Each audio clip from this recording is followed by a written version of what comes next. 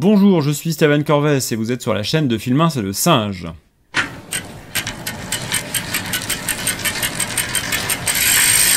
Aujourd'hui, j'avais envie de prolonger un petit peu la discussion qu'on a eue la semaine dernière sur les piles à lire. Je vais d'abord faire une petite précision. La semaine dernière, je n'avais en tête que les piles à lire physiques, celles qu'on a dans notre bibliothèque. Et ça excluait toutes les listes de livres qu'on fait au fur et à mesure de nos rencontres, au fur et à mesure de nos discussions. Ça exclut totalement ça. Pour moi, une pile à lire, ça c'est pas une liste de livres qu'on aimerait lire. Parce que, voilà, on peut considérer, mais je trouve que ça n'a pas forcément de sens. Enfin, pour moi, c'est bien de distinguer les deux. La pile à lire, c'est-à-dire vraiment la liste de la pile de livres qu'on a vraiment envie de lire, pour lesquels on a entamé une démarche de lecture, en tout cas une démarche importante qui est l'achat du livre. Voilà. Donc, pour moi, c'est pas la même chose. Et il y a les listes de livres numériques qui ne sont pas non plus la même chose. Alors, le terme de PAL pourrait plus facilement s'appliquer aux livres numériques. Mais on a quand même un rapport avec le livre qui est pas le même. En tout cas, en ce qui me concerne, les livres que j'ai dans ma liseuse n'ont pas... Il y a moins ce sentiment ou cette impression d'urgence. Déjà parce que ça occupe beaucoup moins de place. Voilà. Donc c'est pas la même chose. Je vais pas m'étendre là-dessus parce que c'est pas de ça que je voulais parler aujourd'hui. J'avais envie de vous présenter en fait les livres qui sont dans ma palle. Parce que c'est intéressant, la petite histoire qui est avec. J'avais envie de vous raconter un petit peu ça. Je vais faire une série de quelques vidéos, pas forcément à la suite, pas forcément à suivre, parce que j'ai quand même des projets de vidéos plus fictionnelles comme j'en fais fréquemment, et ça fait un petit moment que j'en ai pas fait, donc ça me manque aussi. Voilà, donc je vais vous présenter ça, et si ça vous ennuie que je vous cause de ma petite vie, vous pouvez déjà couper cette vidéo, parce que ça ne vous apportera pas grand-chose. Voilà.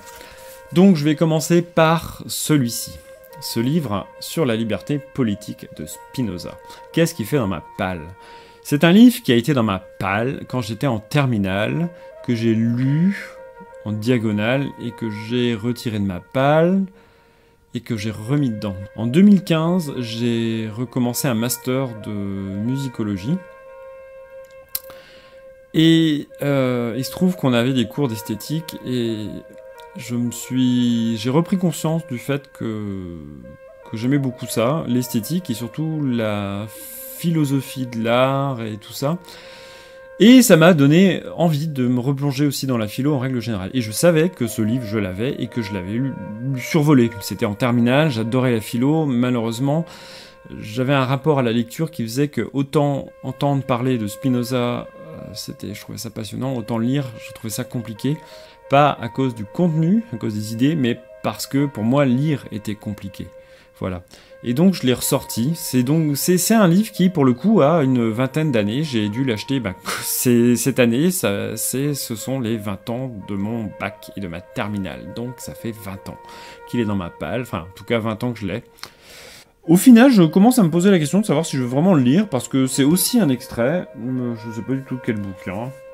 Du traité théologico-politique, livre...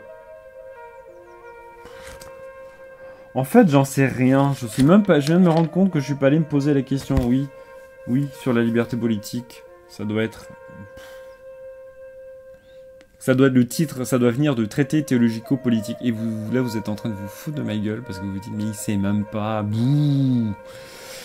Mais tant pis, j'assume. Pas du tout. Donc voilà. Ça y est, ma réputation elle est niquée, donc c'est voilà. Et en plus je viens de faire trembler le micro. Mais on s'en fiche. Bref, l'autre livre, dans la même veine presque, j'ai ça. L'Antéchrist de Nietzsche. Alors, autant j'ai peu lu dernièrement, je vérifie le micro parce que des fois je l'oublie. Autant dernièrement j'ai beaucoup lu Nietzsche, autant à l'époque où j'ai acheté ce livre, je l'ai pas lu non plus. Non, pareil que le bouquin de Spinoza. Voilà, pas de Spinoza. C'est très drôle. Hein. Ouais, je sais, vous êtes bidonnés. Bref, l'Antéchrist Nietzsche, Nietzsche n'est pas l'antéchrist, sachez-le. Ce bouquin, je l'ai survolé aussi, je l'ai pas compris, pour la même raison. Il m'aura fallu 20 ans pour comprendre que la philosophie, c'est quelque chose de très simple, sauf que on nous bassine tellement avec le côté intellectuel qu'on finit par rien comprendre. Voilà. Et c'est plus par rapport... voilà, mais une fois qu'on a commencé à comprendre, alors je dis pas qu'on comprend tout chez Nietzsche, je dis pas que je pense comprendre tout chez Spinoza, c'est pas le problème, mais qu'on nous fait penser qu'on aurait moins accès à ça que d'autres personnes qui sont plus spécialistes, etc., etc., ce qui est assez faux pour moi. Mais enfin, moi j'ai été amené à penser que Nietzsche n'était pas à ma portée, donc je l'ai lu un peu parce qu'on me l'avait conseillé, mais sans trop capter, bref. Et donc je l'ai remis dans ma pile à lire après l'avoir éjecté pendant quelques années. Bref, et autrement, 2 livres qui ont aussi rapport avec mes études, donc c'est intéressant. Voilà, ils se sont trouvés comme ça dans ma bibliothèque, mais qui sont plus liés au choix des études. Donc, avant de reprendre mes études de musicologie, j'avais l'intention, au départ, de reprendre carrément une licence de physique, parce que ça me passionne et ça fait partie des choses que j'ai un peu regrettées à la fac, des choses qui me manquaient un peu, et parce que aussi je me suis persuadé au lycée que je n'étais pas capable de suivre ce genre de choses, donc j'ai abandonné, et aussi, bon voilà, bref, il y aurait des choses à raconter là-dessus. Et toujours est-il que, voilà, 2 livres que j'ai achetés pour me remettre dans le bain, qui sont la géométrisation de la physique, et 17 équations qui ont changé le monde. Alors je précise, ce ne sont pas des ouvrages spécialisés, et ce sont des ouvrages de vulgarisation. Donc là, les 17 équations qui ont changé le monde, c'est un ouvrage dont l'objectif, dont le but est de réconcilier, on va dire, les gens qui ont un peu de mal avec les équations, ou en tout cas les personnes pour qui c'est un peu obscur, réconcilier avec les mathématiques. Et celui-ci, c'est faire un petit peu le lien entre les mathématiques et leur application dans la physique et dans les techniques, dans les sciences, etc. Voilà. Et je trouvais ça intéressant pour se redonner une assise concrète au niveau des maths et de la physique. Notamment, les maths, c'est quelque chose qui relève d'un haut niveau d'abstraction et pourtant qui mérite d'être un petit peu plus... Un nouveau regard, voilà. Enfin, pas un nouveau regard dans le sens où personne n'aurait eu un nouveau regard, mais un nouveau regard à notre niveau individuel. Je pense qu'on est piégé dans les maths, dans la philo, et curieusement, je suis en train de me rendre compte que le lien est pas si absurde que ça, mais au contraire, il est même assez flagrant. On est amené à penser des maths comme de la physique aussi, hein, et de la philo, on est amené à penser que ce sont des choses tellement abstraites qui sont complètement détachées du monde, ce qui est faux, relativement faux. C'est au contraire, il y a un appui qui se fait sur les réalités concrètes. Maintenant, c'est la compréhension de cette réalité concrète qui est relativement... qui pourrait paraître complètement déconnectée de la réalité, ce qui est, à mon avis, est pas juste, voilà. Bien au contraire, ça a peu aidé à comprendre. Et une fois qu'on a capté ce truc-là, et qu'on a compris que l'abstraction, c'est pas juste du pur esprit, que l'abstraction, ça signifie pas partir dans un monde différent et puis ne penser qu'en termes de raisonnement logique et tout ça. Une fois qu'on a compris que c'est pas ça l'abstraction, que c'est au contraire une manière de faire des liens, des liens plus solides, de consolider des liens, d'aller attraper des réalités différentes et de les mettre ensemble, de mieux appréhender cette réalité. Je trouve qu'une fois qu'on a compris ça, c'est absolument génial.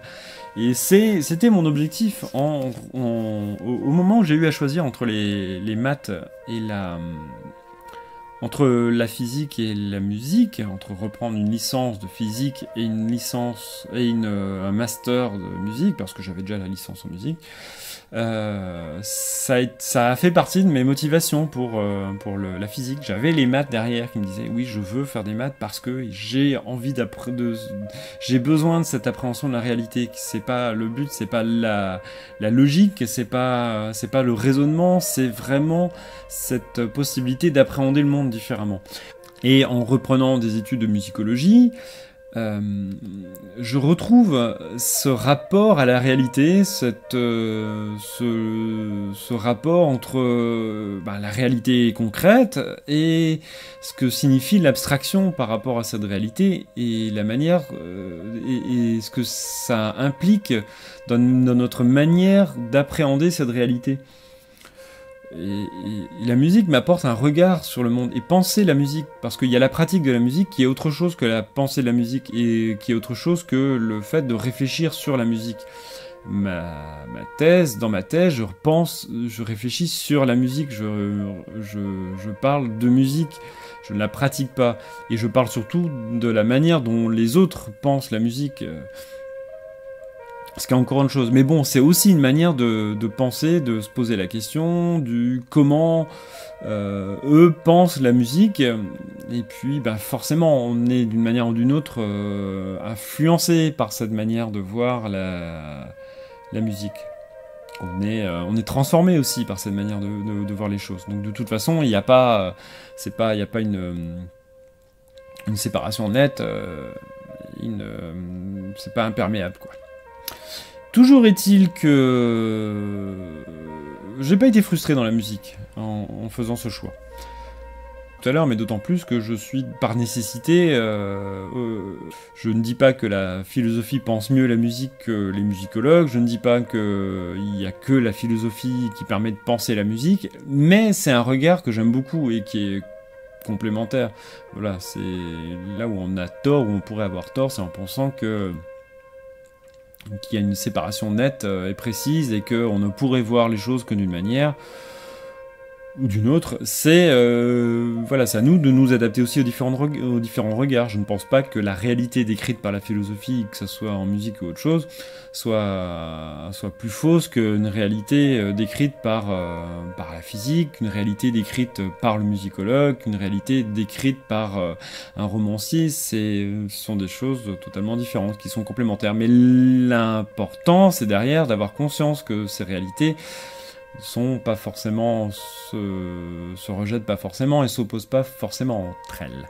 Voilà, donc j'en ai fini pour ce premier tour de ma palle. Il y en a bien d'autres, puisque je vous avais dit qu'il y avait 40 livres dans ma palle, donc il y a encore de la marge. Mais je vous parlerai de la suite plus tard. Bien, sur ce, je vous souhaite une excellente semaine. Ou pas, si vous regardez cette vidéo en fin de semaine, je vous souhaite un bon week-end ou une bonne reprise et tout ce que vous voulez. Et je vous souhaite un bon canigou.